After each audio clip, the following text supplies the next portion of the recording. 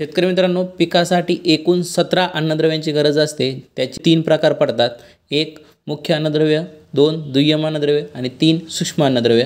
ज्याच्यामध्ये आपण नवीन महाधन्य क्रॉपटेक टेक्नॉलॉजीमध्ये मुख्य अन्नद्रव्य, दुय्यम अन्नद्रव्य आणि सूक्ष्म अन्नद्रव्य असे एकत्र घटक असलेलं खते मार्केटमध्ये आणलेले आहेत.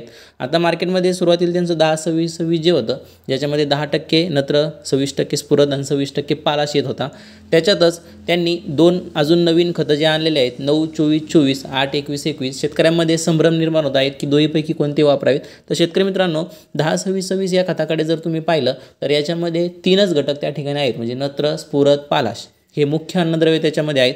परंतु पिकाला संतुलित आहार जर तुम्हाला द्यायचा म्हटला तर पिकासाठी मुख्य अन्नद्रव्याबरोबर दुय्यम अन्नद्रव्य आणि सूक्ष्म अन्नद्रव्य देणं गरजेचं आहे, आणि जे की 9-24-24 आणि 8-21-21 मध्ये तुम्हाला पाहायला मिळतात.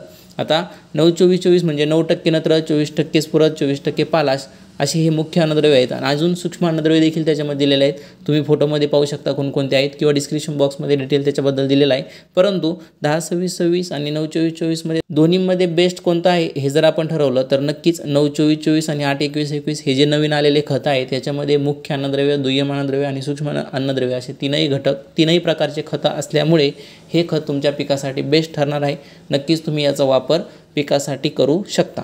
तर शेतकरी मित्रांनो, माहिती आवडली असेल तर इतर शेतकरी मित्रांना नक्की शेअर करा, आणि चॅनलवरती नवीन असाल तर डिजिटल युवा शेतकरी यूट्यूब चॅनलला सबस्क्राईब करा.